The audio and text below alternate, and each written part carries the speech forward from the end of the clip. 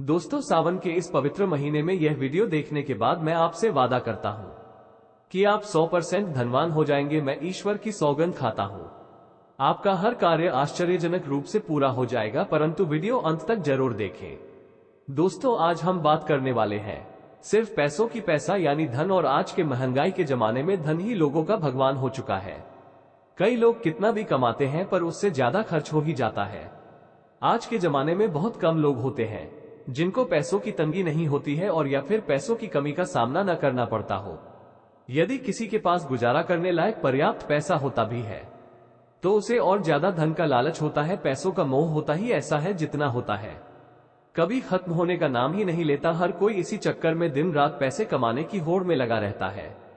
कई बार कड़ी मेहनत के बाद घर में आपकी उम्मीद के मुताबिक पैसा नहीं आता, और कभी आता है तो कई दिनों तक घर में टिक नहीं पाता। ऐसे में माना जाता है कि बुरी किस्मत हमारे साथ साथ चलती है।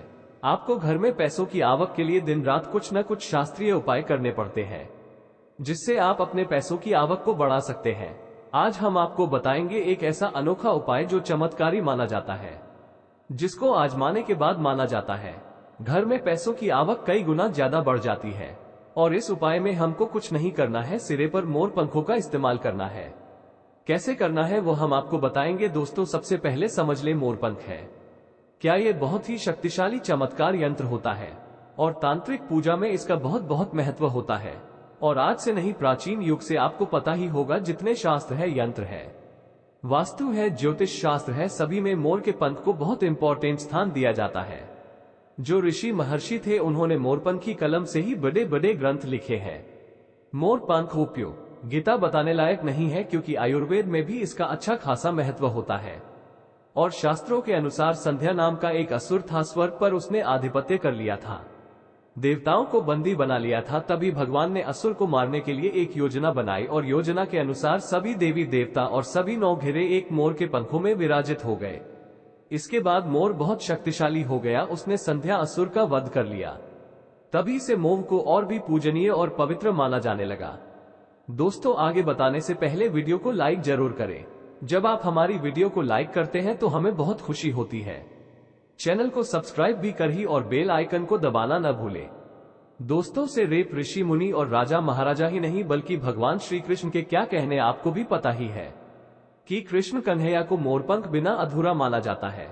उन्हें मोर मुकुट बंसी बाला कहा जाता है। उनके मुकुट में मोरपंखी के बिना वो कभी रहते ही नहीं थे।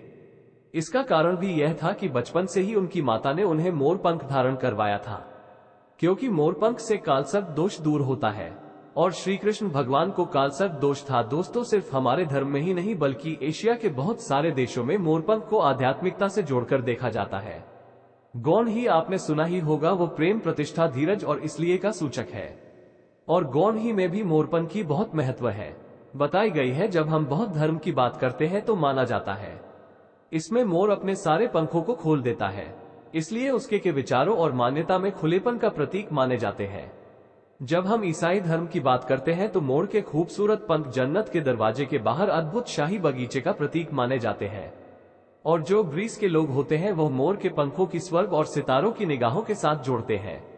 हमारे धर्म में तो मोर को धन की देवी लक्ष्मी, विद्या की देवी सरस्वती, कृष्ण कन्हैया, गणपति, हनुमान जी, कार्तिक के इन सभी से जोड़कर देखा जाता है। और लक्ष्मी सौभाग्य, खुशहाली, धन, धन्य और संपन्नता का प्रतीक माना जाता है। मोर के पंखों का प्रयोग लक्ष्मी की इन्हीं विशेषताओं को हासिल करने के लिए किया जाता है। और मोर पंख को बांसुरी के साथ आप अपने घर में रखते हैं तो रिश्तों में प्रेम का रस घोल जाता है। हमारा घर एक मंदिर की तरह होता है। अगर उसमें रहने वाले सदस्य रोज आपस में झगड़ा करने लगे तो यह मंदिर आप पवित्र सा लगने लगता है।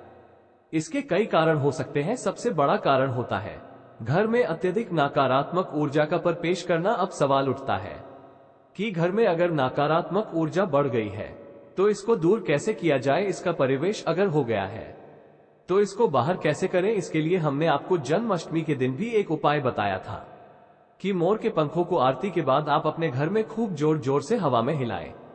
इससे आपके घर की जितनी नकारात्मक ऊर्जा है वो आपके घर से बाहर हो जाएगी। आपको ये रोज ही करना चाहिए। सिर्फ एक ही दिन ही मोर पंख को अगर आप अपने घर के अंदर हाथों से ऊपर से नीचे फहराते हैं तो आपके घर के आसपास की जितनी नकारात्मक ऊर्जा है वो घर से बाहर चली जाती है। और जिस घर में सबसे ज्यादा सकारात्मक ऊर्जा होती है वहीं माता लक्ष्मी का परिवेश जल्दी होता है। इसी बात को ध्यान में रखते हुए आज हम आपको बताएंगे कि घर में कौन सी 3 जगह है जहां पर आपको मोरपंख जरूर रखना चाहिए, और इन जगहों पर अगर आप मोरपंख रख देते हैं तो आपके घर में भी सबसे अधिक सकारात्मक ऊर्जा बनी रहे लगी तो साक्षात लक्ष्मी जी आपके घर जरूर आमंत्रित होंगी। आप किसी भी शुभ दिन मोर का यह अंक लेकर के घर के किसी ऐसे स्थान पर सबसे पहले लगा दें जहां पर आने जाने वाले लोगों की नजर सबसे ज्यादा पड़ती हो। असल में मोर का पंख नकारात्मक ऊर्जा को अवशोषित करता है, यानी कि अब जॉब करता है। आपको इसको ऐसे स्थान पर लगाना चाहिए जहां ये सभी को नजर आई। मोर के पंख के उपाय न सिर्फ आपको बल्कि आपके घर के सदस्यों के जीवन में भी सुख और समृद्धि जरूर लेकर आएंगी। ये उपाय आप अपने घर पर किसी भी शुभ दिन से शुरू कर सकते हैं। और दोस्तों, अभी तो भगवान भोले बाबा के पावन पवित्र सावन चल रही है। ऐसे में घर के मंदिर में सावन के पहले आप अपने घर पर अगर इसको लगा देते हैं तो माना जाता है ये कमाल का उपाय होता है। प्राचीन काल से आज की बात नहीं है, ये बहुत सालों से भगवान की प्रतिमा के आगे वातावरण को पवित्र करने के लिए, सब जगह वशीकरण के लिए, कार्य सिद्धि के लिए, भूत बाधा, रोग मुक्ति, ग्रह दोष, वास्तु दोष, सभी के लिए मोर पंख बहुत ही यूजफुल माना जाता है। खासकर जो स्टूडेंट होते हैं उनके लिए तो ये रामबाण का काम करते हैं। जो कहते हैं सरस्वती माता के उपासक होते हैं या फिर विद्यार्थी होते हैं, वो पुस्तकों के बीच अगर अभिमंत्रित करके मोरपंख को रख ले तो पूरा लाभ उठा सकते। अगर आप मंत्र सिद्ध करते हैं, तांत्रिक पूजा आदि करते हैं तो उस जपने वाले माला को माना जाता है। मोर पंखों के बीच आप रखते हैं तो आपकी मंत्र सिद्धि बहुत ही जल्दी होती है। घर के सभी अलग अलग कमरों में मोर पंख लगाने से घर का वास्तु बदला जा सकता है।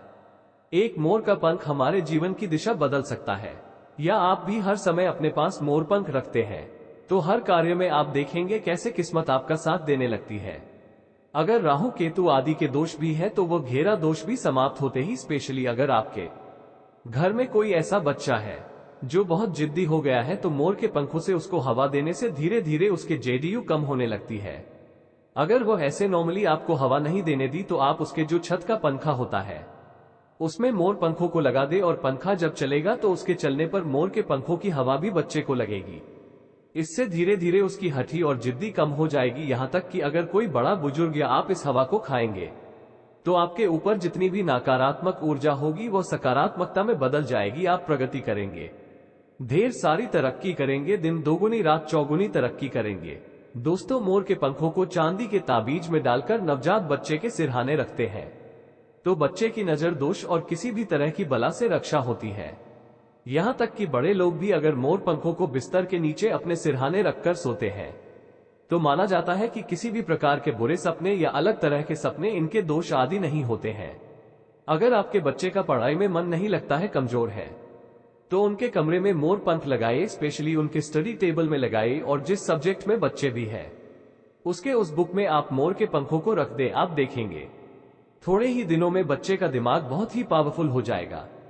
इतना पावरफुल हो जाएगा कि छोटी से बड़ी बात वो चुटकियों में हासिल कर लेगा और इस बात को ऐसे अपने दिमाग में फंसा लेगा जैसे मानो उसके बगल में वो छुपी हो। मेमोरी पावर बढ़ती है और बच्चा पढ़ाई में तेज होने लगता है। सरस्वती माता के उपासक और विद्यार्थियों को पुस्तक में मोर का पंख जरूर रखना चाहिए।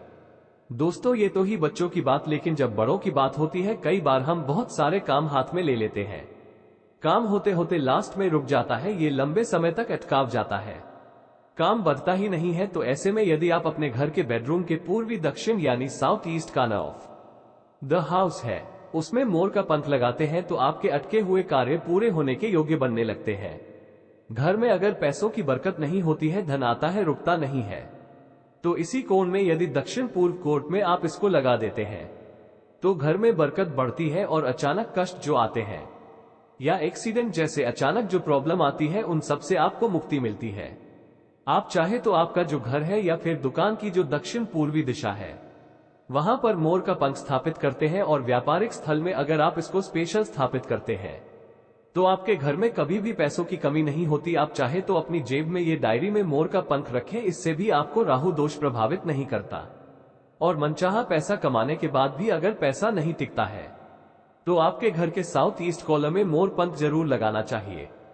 एक और फायदा होता है मोर का पंख घर में लगाने से मुझे होता है कि घर में अगर आपके आसपास सांपों का डेरा है तो माना जाता है घर में सांप प्रवेश नहीं करता। अक्सर आपने देखा होगा आपकी पत्नी या आपका बच्चा यह आपकी बेटी साहब से डर जाती है।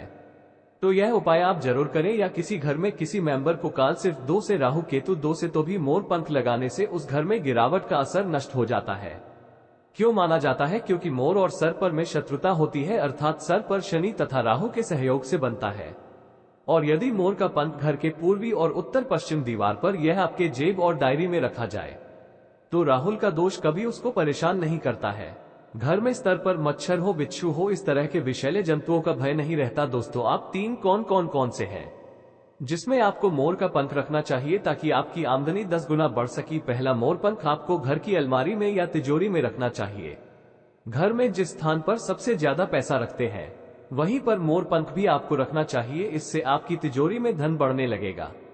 साथ ही साथ इससे पहले से रखा हुआ धन धीरे धीरे खर्च होगा और आप खुद देखेंगे आपकी सेविंग बढ़ने लगेगी, बरकत बढ़ने लगेगी और धन की इनकम दिनों दिन बढ़ती चली जाएगी। दूसरा, पंख आप अपने घर के मंदिर में रखिए या घर के ईशान कोण यानी north east corner of the house में रखिए, या फिर जहां पर आप अपने घर में भगवान को रखते हैं वहीं इस मोर पंख और रख दे। चाहे तो आप मोर पंख का बंडल बना ले या फिर आप चाहे तो श्री कृष्ण भगवान के मुकुट पर इसको धारण कर सकते हैं।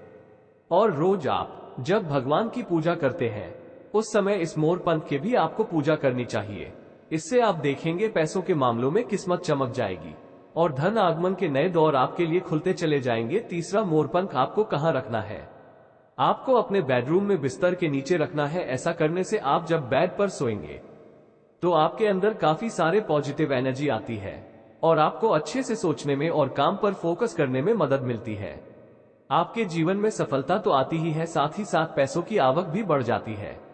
आप इसको कैसे लगाएंगे? अपने बैठकर जो गड्ढा होता है, चादर लगाते हैं, उसके नीचे आपको मोरपंख बिछा देना चाहिए, उसके ऊपर लगाएं और फिर उस पर आपको सोना चाहिए। दोस्तों, मोरपंख मौत के बाद, उसे निकलने के बाद भी जीवित रहता है, तभी तो इसका असर दिखता है। इसको अगर फोटो फ्रेम में करा ले और घर के लिविंग रूम में लगा दे तो घर की प्रगति होती है, बच्चे अव्वल आते हैं, घर का हर एक सदस्य पढ़ाई हो, बिजनेस हो, सब में आगे चलता चला जाता है। कोई भी घर में बीमार नहीं पड़ता, रिश्ते बनते चले जाते हैं। इससे रिश्ते बिगड़ते नहीं हैं बल्कि बनते चले जाते हैं। दोस्तों, जब आप घर के मेन द्वार पर भगवान गणेश को स्थापित करते हैं उसके पहले आप ये छोटा सा काम कर ले। वैसे क्या करना है?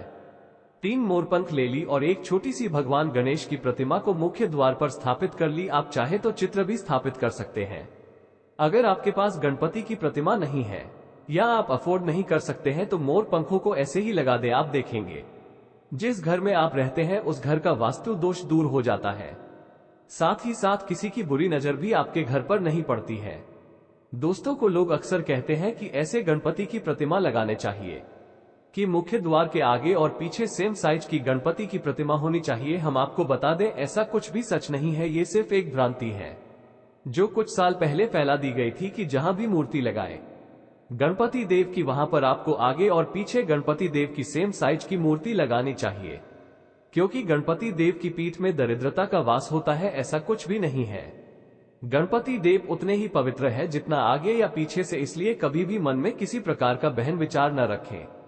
हमेशा गणपति व की एक प्रतिमा आप अपने मुख्य द्वार पर लगाएं। आप किसी भी राजा के महल में जाकर देखिए या किसी भी प्राचीन इमारतों में जाएं, सब जगह एक ही साइड में गणपति की प्रतिमा लगाई जाती थी। कोई भी अंदर की ओर प्रतिमा नहीं लगाते हैं। इसलिए अपने घर के मुख्य द्वार पर एक गणपति देव की छोटी सी प्रतिमा लगाई, उनके साथ 3 मोर पंखों को लगाएं और फिर देखिए आपके घर में कैसा माहौल होता है।